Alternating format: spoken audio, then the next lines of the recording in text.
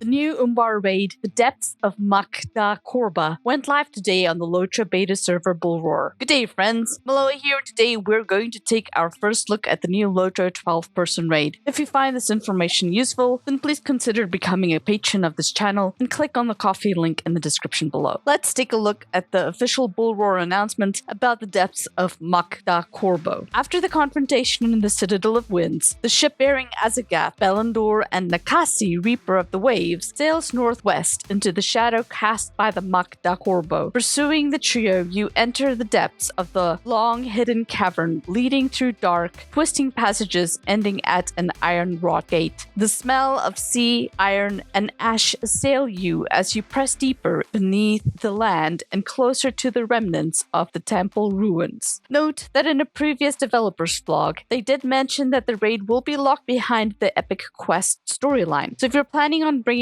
any characters to the raid, be sure to get their epics done quick, since the raid will probably drop in a couple of weeks. Note that what we'll be looking at today is a work in progress, as some things do not work. I was able to get a successful playthrough of Boss 1 and 2, and we will look at that in a minute. They are doing something a bit different with the tiers this raiding season, in that they are making it more accessible. Tier 1 will be the story mode, and should be able to be completed by any combination of classes. I did it with a pickup group, and we had one tank and one healer and a hodgepodge of other classes. Tier 2 is a stepping stone where they will introduce more advanced mechanics, but doesn't sound like they'll have all the mechanics turned on for this tier. Tier 3 will be the traditional normal difficulty. I'm taking this to mean like what we had with Hidden Horde Tier 2. Tier 4 and 5 will be where they introduce further challenges and further new mechanics, not in Tier 3 and below. To be honest, I really like what they have done here. The problem with the Hidden Horde raid was that there was such a huge leap in mechanics difficulty between Tier 2 and 3 that it was impossible for the average raider to even succeed in Tier 3. From this description, it sounds like they intend to smooth that difficulty out more, which I'm very grateful for. We will see though how the reality of the raid matches up to the expectations once it goes live. I was able to hop into Bullroar, slap on some of the new raid, set gear for my hunter, and then quickly formed a group of players who wanted to go test out the new raid. Mind you, I knew none of these people, so I will be keeping their names hidden to protect their anonymity. The first room you walk into will have the first boss. Be sure that everyone steps across the gate before you start the boss, or it will bug out and you will have to reset. Boss 1 is not your typical boss where you're dodging puddles